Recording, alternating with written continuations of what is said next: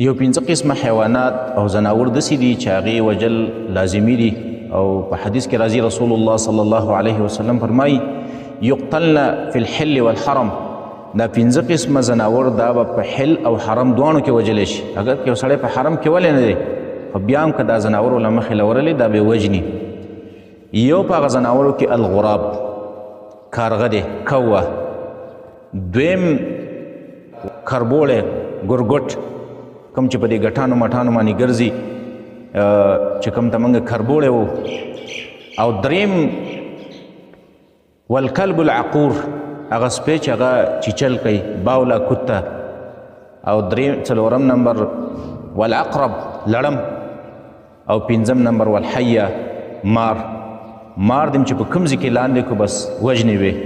ځینې خلک مارو له مخې له ورشي استې پرېږدي نه وژني. او یو قسم ماران دي چې هغه وجل نه وي په کار، چې هغه پیریانې کورونو کې یا تک سپین ماري یا تک زیړ ماري، دا وجل نه وي په کار. او دویمه نښه دا ده چې کوم د پیریانو نه کوم ماري نو هغه سیده حرکت کوي. دا نور ماران چې عام کوم ځي دا داسې کاږه واږه حرکت کوي او رواني، خو د پیریانو والا مار چې نو هغه سیده حرکت کوي، دا به نه وجني. دیو ته به صرف دومره وایي چې اخرج یا عبدالله، ای عبدالله د الله بنده وځه د دې ځای نه.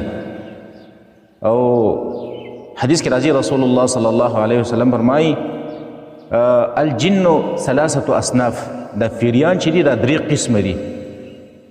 صنف لهم اجنحة، یو هغه قسم دی چې د هغې دپاره وزري دي یطیرونه چې په هغې باندې دا الوزي. یو داسې پیریان دي چې هغې وزري دي عام د مرغانو په شان الوزي. او دویم رسول الله صلی الله علیه وسلم فرمایي چې وصنف حیات و عقارب. دویم قسم د پیریانو هغه دی چې هغه لړمان دي ماران دي د دې په شکل کې دي. او دریم نمبر وصنف یحلون و یزعنون. دریم هغه پیریان دي چې هغه زموږ استاد په شان کله په سفر کې کله په کور کې بهر سفر هم کوي د انسانانو په شان، او کله په کور کې پاتې کېږي. د دې نه علاوه چې کوم د ماران دي نو هغه وجل پکار دي، کربوړي دي، دارنګې لړمان دي، کوه ده، دارنګې کلب عقور دی، سپی چیچونکی سپی دی، دا ټول دا وجل پکار دي. نبی علیه صلات وسلام د دې د وجلو حکم موږ تاسو ته